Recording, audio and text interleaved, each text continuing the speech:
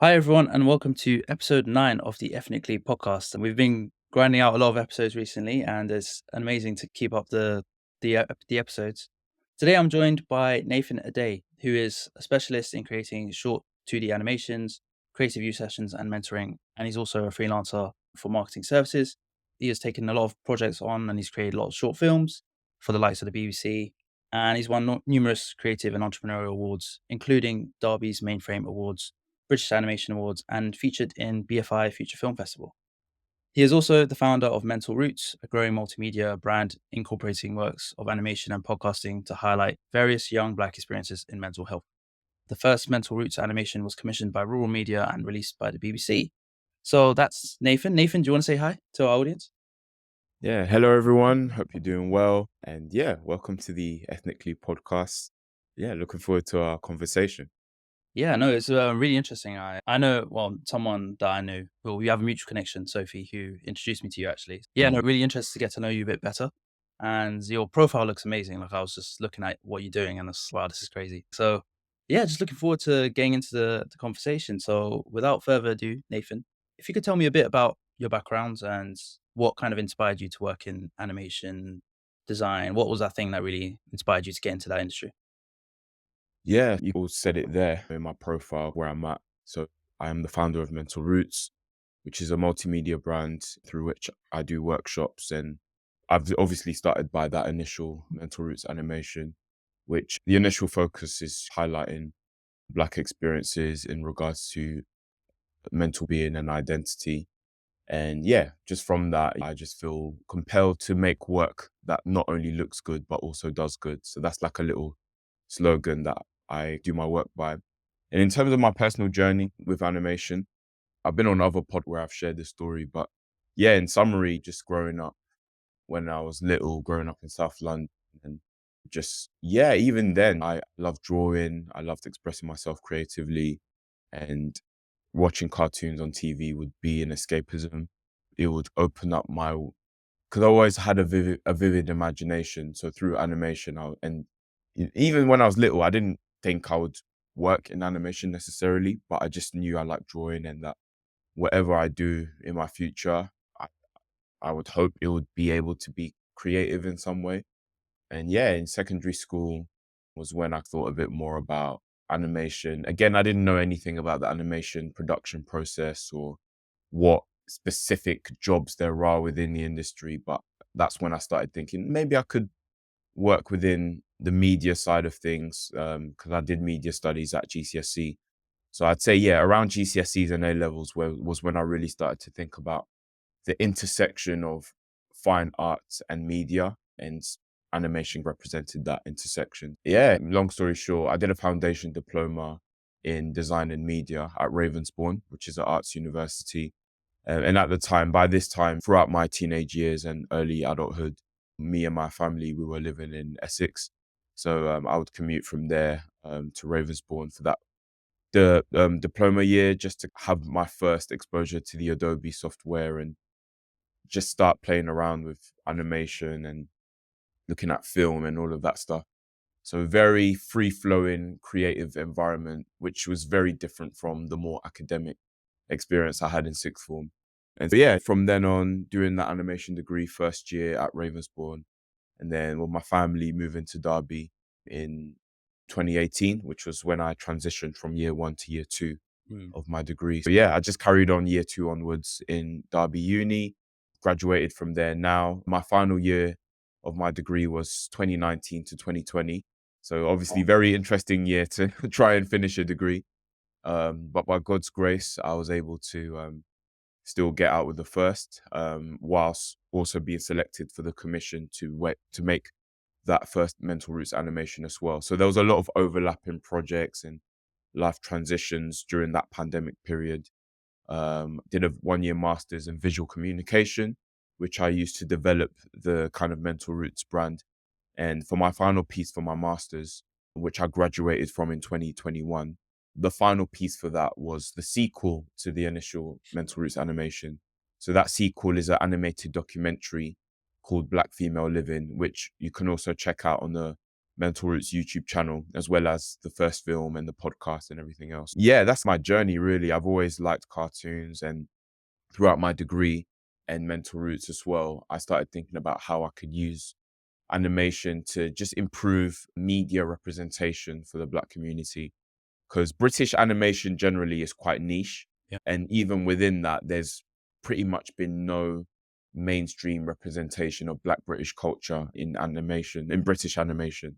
Mental Roots is my initial attempt to change that and inspire a whole diverse young generation of people to not only try and get into the British animation industry, but also to trailblaze in the sort of stories we see in this art form as well, that represents the various cultures of Britain. Yeah, that's where I'm at with my journey. And obviously, a lot of that ties with the Mental Roots journey as well. Yeah, what you're doing is incredible, and I think what we're going to touch on what you mentioned towards the end around the industry and the lack of diversity, and that's something I definitely really want to get more of your perspective on. It's interesting you mentioned like the inspiration, and you were watching like cartoons, and you were playing around with Adobe. You mentioned at university. Were there any like particular films or artists or anyone that kind of like got your interest and was like, oh wow, I really want to be an animator? Was there like a particular animation? But yeah, I remember even throughout my childhood, even just the classic Tom and Jerry cartoons, the genius behind it. I think a guy called Tex Avery, he was behind a lot of the early Looney Tunes as well. So later on in uni, I would research people like that who are animators and directors within animation, and even just seeing the classic process of like how the old school way of doing it, which was drawing literally every frame was done by paper. And you'd use something called light boxes to trace the frame before as a reference to then make a slightly different drawing for the next frame. And as standard, the standard for film and animation in terms of frames per second is 24. In America, I think it's normally 25. So if you think about just that amount of drawings per Yeah. second and then a full-fledged film, you can imagine the amount of money that's invested in the amount of artists that are needed, especially for the classic films Yeah. during the 1900s to make these sort of films. It's very laborious. But yeah, just I wasn't even aware of that as a kid. Just Tom and Jerry films, like even Chicken Run as well, this Aardman films and stop motion, which is a whole other technique. So that really inspired me. In primary school, around like year 4, I started really having a growing admiration for the Pixar films. So I remember Cars really captured my attention in terms of just the genius of how you can personify objects, even like with animals and cars, you could create very relatable characters. So that really, I started designing my own versions of cast characters. If I was to Okay. design some characters, then these are how my cast characters would look. So I remember doing that for a bit. And then there was one particular film I was obsessed with called Open Season. I think it came out in 2006. So it's just like this animated comedy about a grizzly bear and a deer that they get lost in the wild. The bear is raised by a wildlife ranger, so he's never really lived his life in the wild, but all of a sudden an incident happens in the town and he has to be sent back to the wild. And so, yeah, and then whilst he's surviving the wild, he makes friends in the wild and stuff. Yeah, I don't know why I think it's because I was bought the video game Hmm. on Xbox Oh, yeah. 360. Yeah. So yeah, when I was playing the game, I think that made me fall in love with the storyline. And then I was like, okay, I need to watch the film. Hmm. Then I watched the film and I was just obsessed with that film for a while. Funnily enough, that was the first feature-length film by Sony Pictures Animation, which they're another California-based studio in the States. They're like, yeah, so obviously Sony is their main kind of company, but they're the company behind Cloudy with a Chance of Meatballs, Surf's Up, Spider-Man Into the Spider-Verse, Arthur Christmas, and various other films that have lots of different styles, but it's the same studio. So that also inspired me. This one studio have tried and dabbled into lots of different styles, and some films were massive misses, some films were massive successes. Sometimes it's worth taking that risk to just try different things. So yeah, studios like that kind of inspire me to just try different things. And yeah, I think that was a bit of a long-winded answer to your question, but yeah, just lots of different sources of inspiration over the years. But it's crazy that like you've pinpointed so many examples, because I thought there would be like one specific film that really inspired you, but it just shows like your mindset and the way you view animation. Like you take inspiration from all sorts of films. nice little throwback to all those films, 'cause I remember watching those during my Yeah. I was not thinking about the animation though, which is obviously that's that's just from Mm, perspective. But it's yeah, like I said, it's really interesting to see how your brain works when you were watching those films and analyzing and doing your research. And that sort of leads me to you also mentioned in your background that you've founded Mental Roots. I definitely think the audience would want to hear your story behind creating Mental Roots. And I think one of the key things, what was the inspiration to focus on mental health within the Black community? Because mm. our audience would love to know a lot more about that. Yeah, so it's funny because, as I said, it was the final year of my degree, very early 2020, before the first lockdown, that the opportunity for rural media's new creative scheme came about. A member of staff in our uni said, "Oh, there's this focus session where someone from rural media will come in and talk about this opportunity that you guys have to pitch a short film idea, and if it has potential and they accept your application, then they'll put some funding to help you make this short film." So it was open to me and a few other like media slash TV students as well. So we all went to this focus session where Julia from Rural Media just talked about this is what the films we've helped create in the past. And afterwards, you can have one on one chats with me about your current ideas and we can that can help inform your application. So at this time, I was in the term just gone, I decided to the short film that what would become Mental Roots. I already had a very early iteration of that in my coursework for the first term, the autumn term of third year. And that short film came about because I was already thinking about how can I make more inclusive stories within animation. So it didn't even start off with like loads of lived experiences of mental health. It was just like what topics could I look at that is relevant to the Black community that I can represent in my animation. Because again, I come from like a creative mindset or like a creative way of seeing things. Yeah. So when I started researching different things I could look at, like, and to be fair, like my coursework, we were given like a classic story called The Metamorphosis by Franz Kafka, which is, I think it was in the 1920s, it was written, and it's about this young man who pretty much wakes up in the form of a beetle, basically like some big creature, and his family continues to ostracize him more and more as they come to terms with his new state. Since the story was released, over the years there've been so many different interpretations of what it could represent.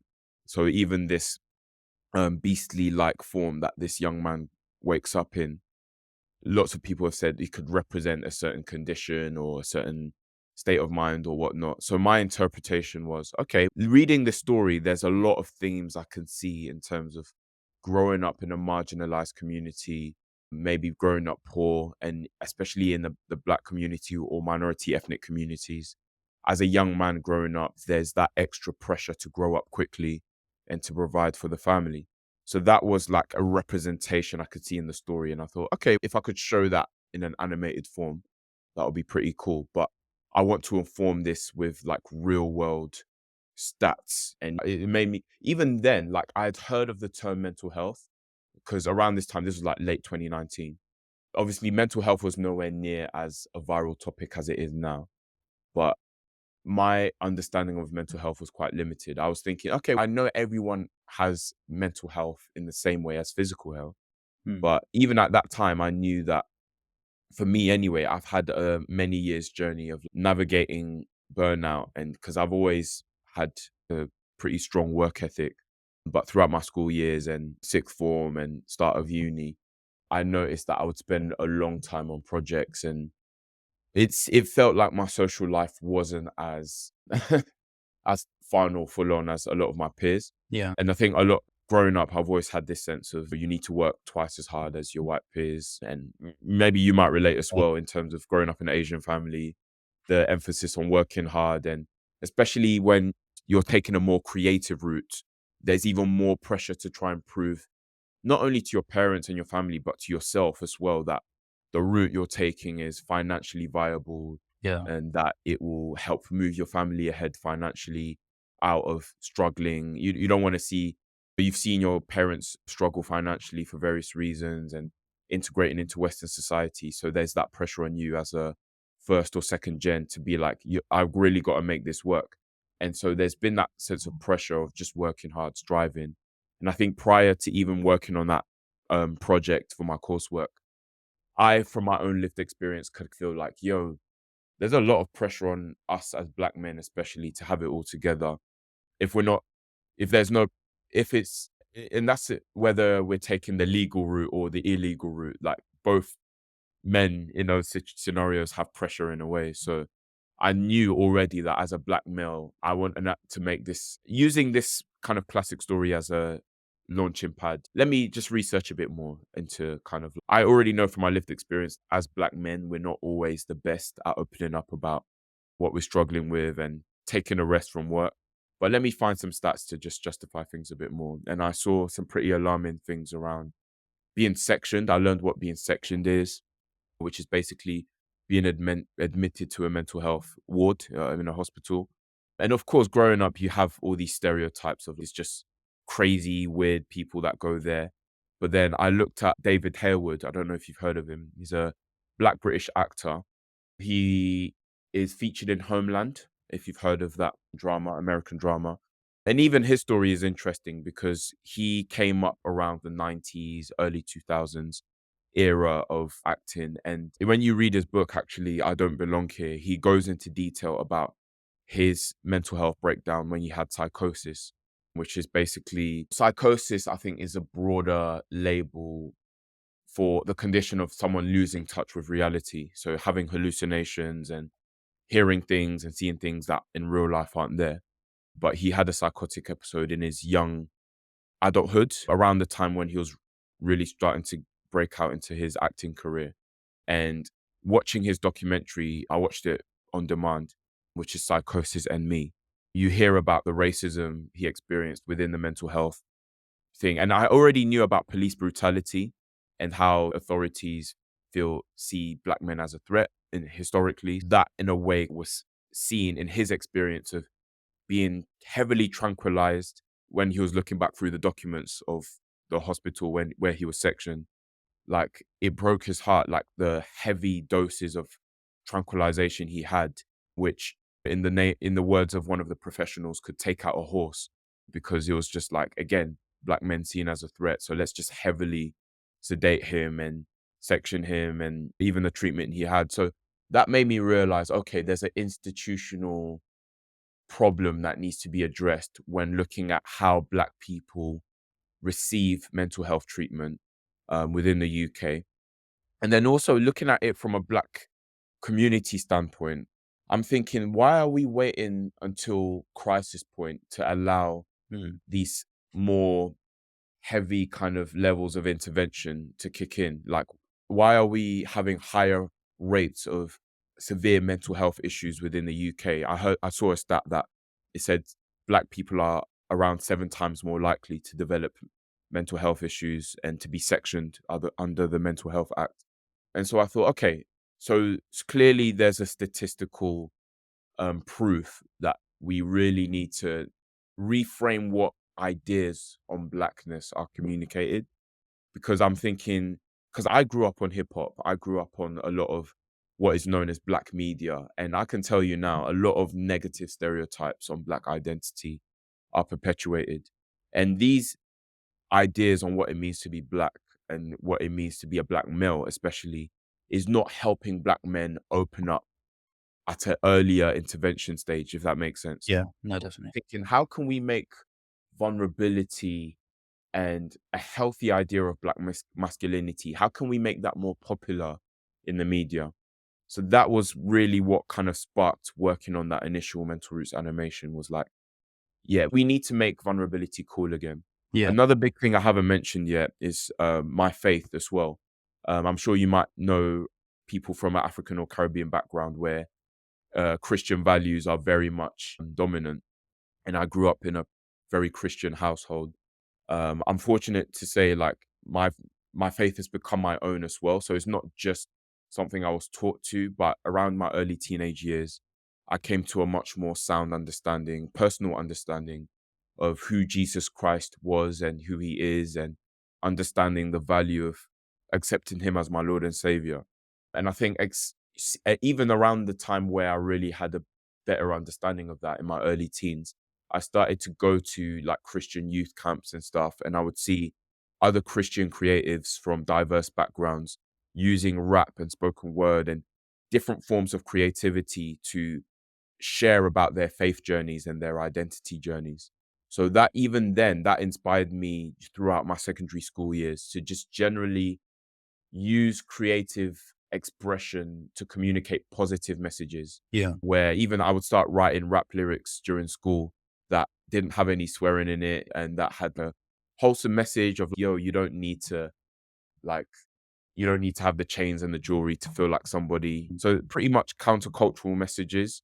But I was starting to listen to like Christian rap, and there were other Christian creatives that kind of inspired me to be myself and express my true identity through creativity.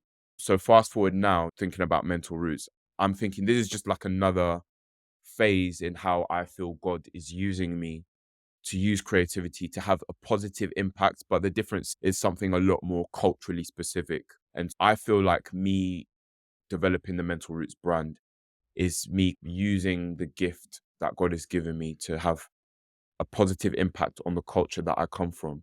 And I feel like God puts us in the cultures that He puts us in for a reason. Mm. And when you give your life to Jesus, when you put your faith first, it doesn't mean you're no longer, because there's the stereotype, isn't there, of what it means to be a Christian, that you don't listen to certain kinds of music and that you're boring. And but that's far from the truth, that I've realized like what it really means to put God first. It means every other aspect of your identity can still be used, like your love for hip hop, your love for dancing, your love for, I don't know, certain kinds of cultures, that God can still use that to bring other people to Him as well. So that's the perspective I have on my creativity, and maybe why I have such a heavy focus on social good, Yeah. because I feel like God has given me a gift to give back to society as well.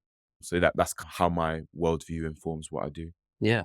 You've covered a lot in that answer. You mentioned obviously your community and the sort of stereotypes and stigmas that exist. And Mm, yeah, I can say for the Asian community, there's obviously some similarities in terms of the stigma of mental health and not being able to speak up. Or I think what you mentioned, like making vulnerability cool, like that is definitely something I feel like we're seeing a lot more in this generation. I feel, for sure. Yeah. you like social media, we're seeing a lot more people open up and be there for one another and creating more communities where you can speak out these issues. The story you mentioned of the actor, I didn't catch his name again, sorry. David Harewood. David Harewood, I think just, yeah, like another example of the systems that are failing the Black Mm, community and not providing that support. To hear that story, it was the tranquilizer.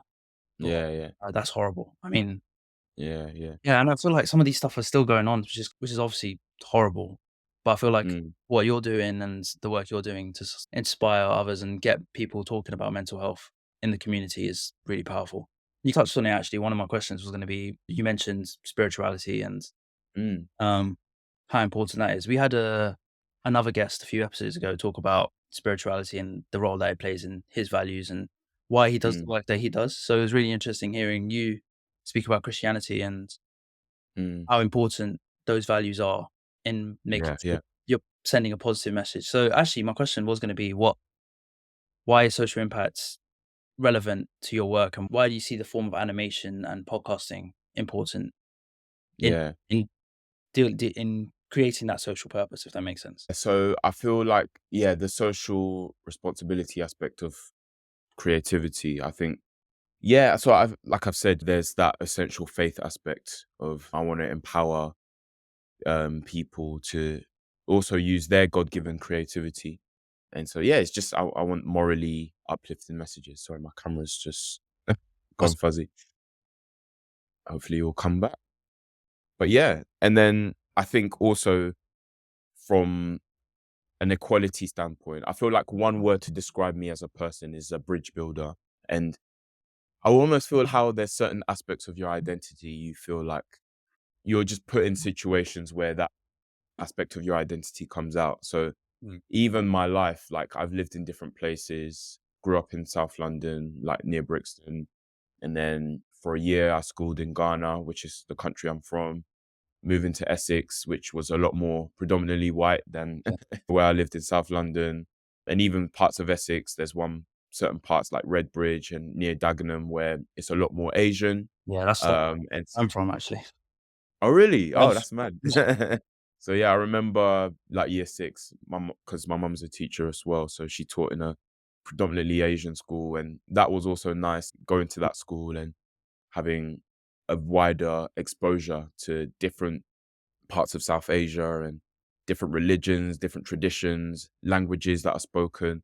And so, yeah, that really opened my eyes. And then, of course, now moving to Derby, which is the first place I've lived completely outside any London borough.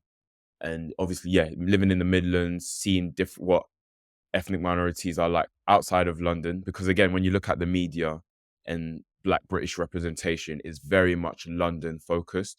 And you don't often see Black people from Manchester or Sheffield or these other more rural, historically white areas.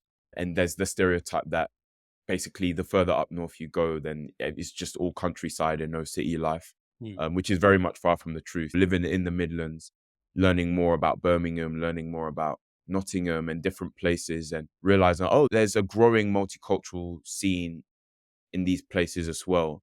In Derby, and even though Derby is quite a small city, I've met various pockets of multiculturalism within here and seeing how, ethnic experiences here are very much similar to ethnic experiences in London, but there's also differences.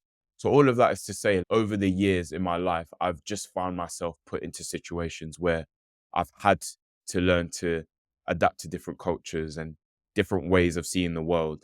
Even though I grew up in a Christian family, I've been to loads of different state schools. And so I've always been in a melting pot of cultures and different cultural beliefs. And so all of that is to say, like, it's made me have a certain empathy for different groups of people that most people don't have. Like, I have a curiosity into different cultures and ways of seeing the world that most people that I know don't.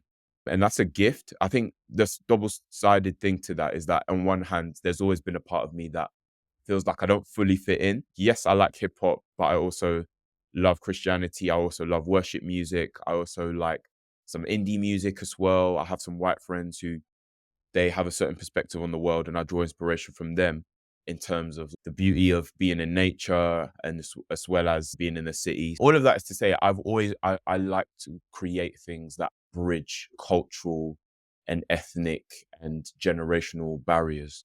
And I have a little slogan as well: be curious before you're critical. Mm. Everyone has a story that you if you heard that story, you might be surprised and how much you might relate to that story and how much you could learn from that story. And yeah, what my most recent job actually here in Derby was working at a mental health residential service. So it's like a respite service for basically it was three different services on the same site. And one would be a crisis house, those who are in a mental health crisis, adults. Maybe they've attempted suicide or whatever, and they just need a few days out of their normal environment to get a bit of one-on-one sort of talking time, to practice some basic therapeutic techniques. And so, yeah, used to do one-on-one sessions with these people. And that opened my eyes to people, like seeing how they come in. If it was someone you just met on the street, you'd say, oh, they're just a druggie, they're just Mm. this, they're just that. But a lot of them, number one, are more qualified than you might realize. Yes, they've had a mental health breakdown and they might look a mess within the service, but a lot of them have very educated backgrounds. And because of life, maybe marriage struggles, financial struggles, it's been a slow decline, or even a lot of the time it's childhood trauma, Yeah. which then takes on the form of toxic relationships, which then can then lead to mental health breakdowns. So the complexity of people's stories is very fascinating. And it just opened my eyes to people. Like, don't judge people by their skin color or whatnot, because you don't know what they've been through. But yeah, I don't know if that deviates from your question, but yeah, just that multicultural experience of my life is what's helped me to do what I'm doing now, and just create work that um, builds bridges and destroys stereotypes. Yeah. There's lots of powerful sayings and I say idioms that you live your life on, which I Mm. resonate to a lot, but I think a lot of people would resonate to. I think that's one of the reasons, me personally, why I set up Ethnically, because there's so much you can learn from so many different people, cultures, experience Yeah, yeah. going around not just the UK, but the world, different parts of people's societies and cultures and communities. I feel like that's one of the reasons why I set up Ethnically, because obviously I'm obviously an ethnic minority myself, but there's Yeah. also so much I What know. country are you from, by the way? Yeah, so my family's from Mauritius. I Oh, Mauritius. Oh, wow. Yeah, so we actually came back from a holiday recently. So yeah, from Mauritius, my family, and moved to the UK. My mum and dad moved in the 90s, and then Okay. I was born here in London. So yeah, cool. I'll say similar, but obviously very different experience to you. Growing up in London, particularly I remember my mum and dad speak about the 90s and growing up is a very tough time and like what they've had to go through, and it's a lot. And I feel like that's what I feel like is really powerful about your story. And one of the things you mentioned about empathy and being curious before you Mm, is so mm, important. I believe that's one of the things we need to teach this next generation. This is something we need to teach mm. because I feel like we're just so easy to jump to conclusions on people, and stereotypes are really they're really detrimental to people's well-being as well, and like how you interact with one another. So Yeah. yeah, you did deviate from the question, but at the same time, you actually added more to the question of what I asked originally. That I think is actually Mm, completely fine. I think it speaks a lot more to your career and how it shaped you as a creative. So that's no, it was really interesting to hear. I guess as well, I answered one of my next questions around what's been some of the biggest challenges in your career. What have been the things there's been times where you're doing this work and it's really tough because you obviously when you're talking about mental health in the community, in the Black community, that's obviously draining in itself to talk about because it's a lot of effort to get yourself to create it. So what's been some of the challenges that you found being that support for the community? yeah. And it's the funny thing is, as Mental Roots as a brand has unfolded, I've become more and more aware, obviously, of my own mental health and Yeah. like certain habits and cycles of behavior that I've had as coping mechanisms. And it's just made me more aware of that. And by the way, like when I started this brand and everything, and I think you'll hear it in the Mental Roots podcast as well, which is available on all platforms. This brand was never from this position of me being like, oh, I know what I'm talking about. I've Yeah. done therapy, I've done this, and I'm just talking about my past. But it's me being on a current journey of having a better relationship with myself. Because the tricky thing is, especially like towards the end of my animation degree, seeing kind of the lack of, of multi black representation within animation and even just British film and TV generally, that's what I did my dissertation on. And originally, I just wanted the whole dissertation to be on Black British animation, but there's so few examples of Black British animators that I had to just broaden it to film and TV because that there was just that shortage of representation that I could see like proper academic research on. So I felt a weight in a way of it's already hard enough trying to find a stable job within the animation industry. And especially after the pandemic, there's been lots more kind of instability in roles available. I feel like because there's more creative degrees now and more creatives are doing degrees, it's just a lot more competition now to find a good quality sort of storyboard artist role or character animator role. And of course, it is all dependent on funding from the government for the creative sector and also just obviously projects for films and TV change from time to time. So it's a very much seasonal thing anyway, where it's typical that a studio might pick you up for a certain amount of time. And once funding runs out for a certain series or they've completed production on a film, then it's now you have to try and find another project to work on. So already historically, there's that kind of challenge of being in the creative industries. But then when you're an ethnic minority and you have that extra goal of at some point, I want to work my way up high enough within these production companies to then have control over the stories that are being told, Mm. that's a whole other conversation as well. And so for me, it almost felt, wow, like there's so much competition. I really have to be technically excellent. And the thing is, as you would have seen from the Mental Roots animation, my style is a lot more 2D and traditional in a way. Whereas if you look at what's selling out in kind of Hollywood, it's for a couple decades now, 3D seems to be winning in terms of popularity and appeal. But in a way, also through Netflix and various other platforms that people are consuming, there's a lot more niche styles of animation that are coming out now. So even BoJack Horseman, for example, that's been a hit on Netflix, and various other animated series that are like, it feels like 2D is making a comeback. So that's refreshing. But also, yeah, just having that creative ownership on a mainstream level seems so hard for animation. There's, in terms of live action film and TV, as you might have seen, like the explosion of Black British representation has been happening a lot with Top Boy, and now we've got Supercell as well, which has Mm. come out. And so live action is really taking off, but we're yet to see that in the medium of animation with kind of the Black British representation. So all of that is to say, sorry, remind me of your question, because I was getting somewhere, Yeah. but No, it was yeah. mainly you touched on it, but yeah, the biggest challenges that you faced in your career so far. Yeah, okay, so how that relates to where I'm at now. So graduating from my master's, already I was thinking entrepreneurially, taking the entrepreneurial route might be better, going freelance and seeing maybe what commissions I can do that in some way raise representation of the Black community. This was what I was thinking of in terms of the Mental Roots brand. Like, how can I do client-based services? And so I have done like 2 client-based animations through the brand, which is nice. But you realize doing animation-based um, commissions is quite far and in between. Like, you're not always going to find those projects. So I was thinking, okay, what is like a very grassroots, ground level way that, one, I can get more reliable income, but it's still connected to my passion with visual creativity. And the bridge for me is the education sector. I have a history of mentoring young people, like through my church youth group. I used to work part-time as a maths and English tutor at a tuition center whilst I was in Essex. So all of that is to say, I thought, okay, how can I bring in an education element? And so that's what's led to what I'm doing now. But even then, it's been hard because I, when I graduated from my master's in 2021, I was job hunting, looking for stuff. It wasn't easy. So I was unemployed for some months, but I did do a graduate internship in the widening access department for Derby Uni. So that's basically the education outreach team Mm. where we go to local schools and educate young people about, this is what you can do after sixth form and college. This is what higher education is.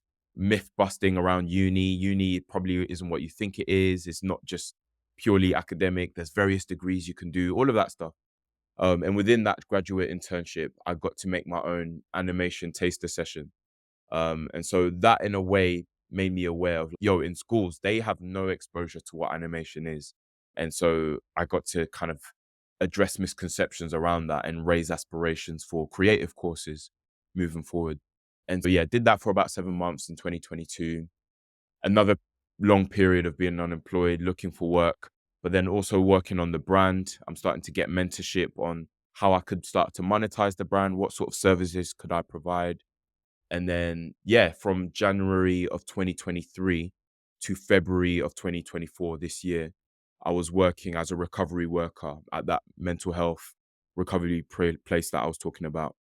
And throughout my period, what I've learned is that, number one, never be entitled. Even if you get multiple awards from a film and you get top grades in your undergrad and postgrad degree during a pandemic, that doesn't make automatically entitle you to like a smooth career journey.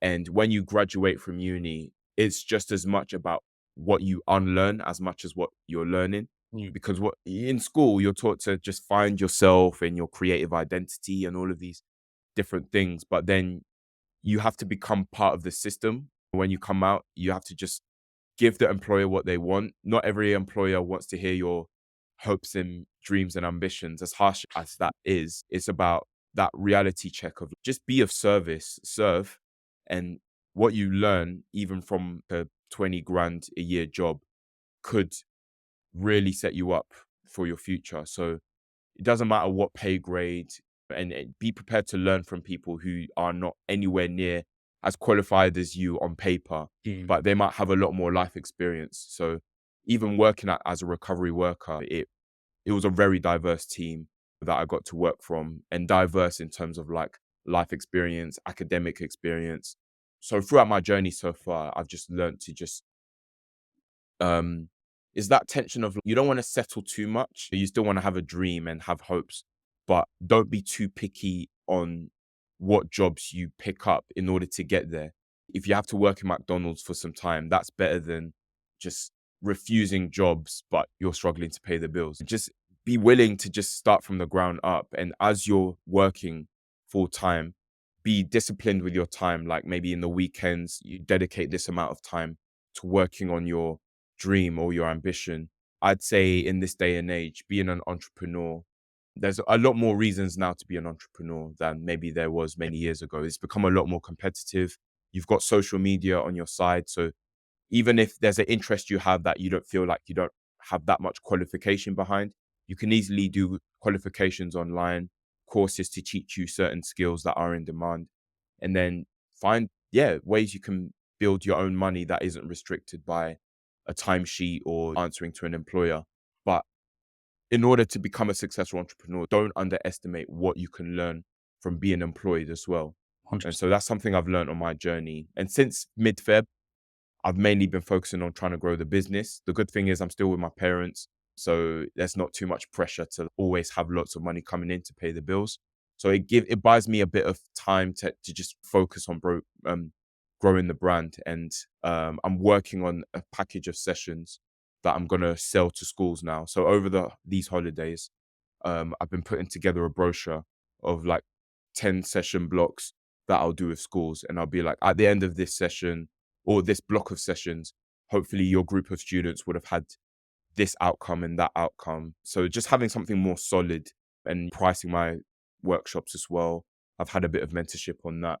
So technically, yes, currently I am technically unemployed as of the time we're recording this, but I'm learning to not let that define my worth because I know what I'm building is of massive value.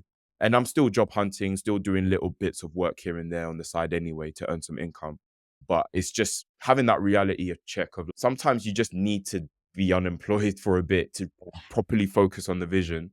And then when you give it the time and attention that your business needs and you realize it still doesn't work for whatever reason, at least you've really given it a shot without being too sidetracked by another job or by other responsibilities. So that's just the season I'm in now. And God willing, if all goes to plan in terms of booking enough clients to last me full time next year, if that still doesn't work out, at least I've given this a proper shot. And then I know I can fully focus on looking for full-time employed work because I've just had that rest of mind of, okay, I really gave it a shot. It didn't work out. I know I've still got other entrepreneurial ideas in me. So let me just be fully employed. And then when inspiration comes again, then I'll do it. So either way, it's like just being content with Mm. what you learn from the process. But yeah, that's just where I'm at the moment. No, I think it's what one of the key things you mentioned earlier about like just being honest and open about where you're at. I think that's one of the things I just captured Yeah. from what you just said. Also, I can relate a lot to that being an entrepreneur myself and being unemployed actually. Mm, So, like sometimes I found that building ethnically, the time I've had away from work has actually enabled me to build it and start the foundations of yeah. what I want to do without the pressure of work. Yeah. At the same time, I feel the pressure of not. And the beautiful thing is, like, no experience is wasted. So Yeah, obviously, I'm sure you've had times where it's, man, there's so much to do with this brand, the marketing and all of this, and like trying to make it a viable business or whatever your goal is. But even I remember, even if again, worst case scenario, I try and sell it to schools and schools are like, no, blah, blah, blah. Then at least when I know apply for full-time work, then I've had, because this sort of stuff can help you get to managerial positions quite yeah, I quickly agree. because even the skills you develop as an entrepreneur, you're learning to bookkeep and manage and all of these different things. And at some point, you're thinking about delegation as well. So, how much do I have to save in order to start delegating certain roles within my brand? So, already you're showing like a lot of autonomy to be a leader. So, it can definitely help you in your employee life as well if you then decide to take that decision. No, So it's a win just to encourage you, man, as well as myself. Like, let's have that growth mentality. no, definitely. Actually, you actually answered. You have a funny way of on this podcast. You've already you've answered the questions I'm about to ask through through your question. So my next Crazy. questions are going to be: what are your future plans for Mental Roots and specific projects that you have in mind? You mentioned Mm, the workshops that you're planning to do with schools, and then yeah, yeah. you answered.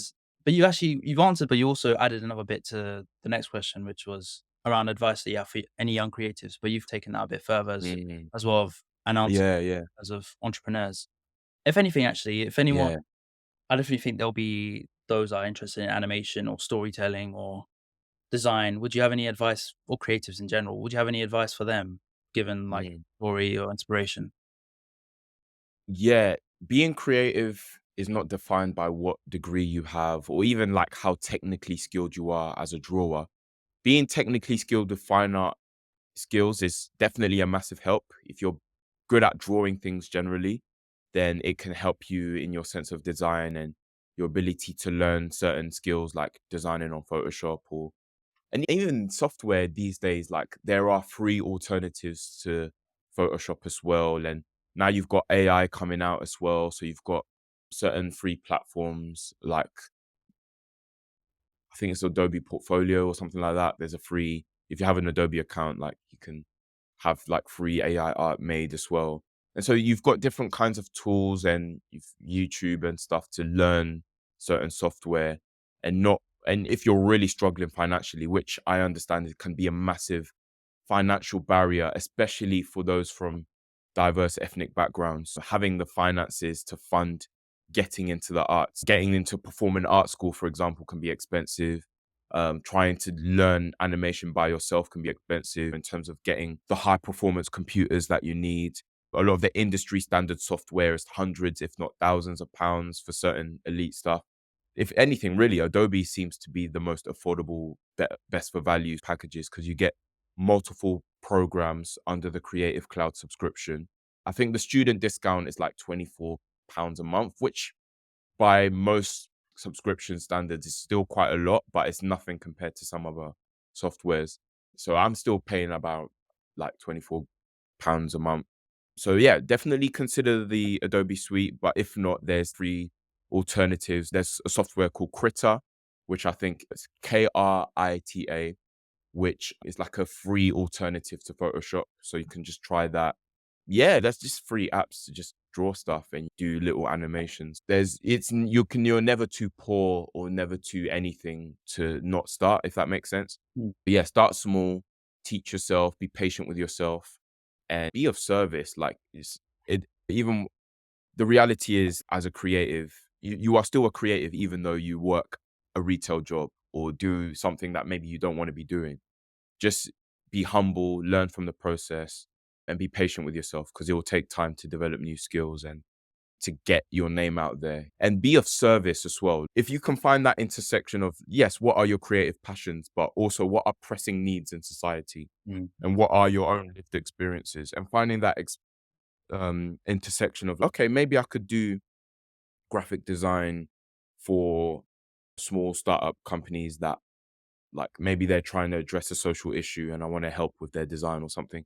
Or even creative therapy. If you really like working with people and you have creative gifts, then either yes, you can consider doing a creative arts degree, or there's various online courses you can do, mental health, first aid yeah. training you can do, and then just start. Just don't feel like you have to have a whole bunch of qualifications to start. Ask people, like research people online who are doing what you want to do. Message them on LinkedIn and be like, yo, I like what you're doing. My goal is to do this. I've already started doing these designs and working on these ideas. I'd love to know your thoughts. Just shoot your shot. Honestly, people like Stephen Bartlett, who I'm sure you've heard of, he tells a story all the time of literally just emailing millionaires and billionaires, and then they'll like not even having a full on business idea, but being invited by a millionaire to pitch something to them. And it's bizarre because you think, is it really that easy to just cold email the CEO or whatever? But you never know. Just Mm, don't have a low view of yourself. All the shots you don't shoot are shots that are definitely missed. If people tell you no, then hey, welcome to the world. People will tell you no all the time. Learn to embrace the no's. And no might just mean not now. So yeah, that I'd say just embrace the process and try stuff. Put yourself out there even before you fully feel confident in yourself. You'll be surprised at how many people see value in you that you might not even see in your own skills yet. Yeah, that no, would be my advice. 100%. There's so many nuggets there for a lot of listeners listening, and I'm sure a lot of advice that I hope a lot of people will be taking moving forward. Nathan, it's been an Mm. absolute pleasure speaking to you. I actually have one last question just before you go. Not sure. You mentioned you haven't listened to the Ethnically podcast. I know you're going to do that afterwards. Um, but I'll for sure do that.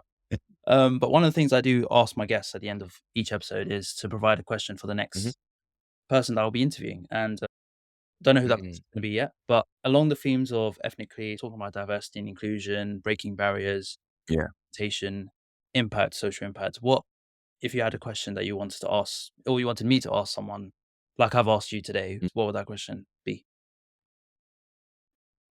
Yeah, I've realized there's a similar thing they do on, Diary of a CEO. Yeah, I I've don't know if that's where you got the idea watched from. on them to be honest, but it's good. Yeah. No, Okay. I think it's a great idea. Yeah. Um, did you already ask me a question that the last person? So I have, but there's a Oh, technical reason why I haven't asked you that question. Mainly because oh, okay. the Fair enough. footage of my last episode has been a bit skewed towards the end. So that's Oh, okay. I hope Fair enough. you didn't mention that, but yeah, Oh, it's okay. Fair enough. That's all right. So the question I would ask the next guest, considering most likely they're a quote unquote ethnic minority, mm, um, if there was like some constructive criticism you mm. could give to the culture that you come from, what Oh, would that constructive criticism be and why? that's a really good question. Okay, that's really good. Mm, Nice. Okay, that's very yeah. I'm looking forward to yeah. answering that. Even if it's Mm, that's not from an ethnic minority, I feel like that would be a good question to ask as well, regardless of. yeah. Like Okay. I think I said the word culture. So what if Oh there's yeah. whatever culture you come Okay. from, if there's constructive words that you could say to that community that you come from, and they could take it any way they want. It could be like a religious group. It could be a subculture within their nation that they're from, whatever they way they want to take it. I just think that where we will see real change is where we look at the mirror and us at ourselves, and even the term minority can be very kind of like, obviously people are saying global majority now Yeah. because there's a lot of stigma around that term.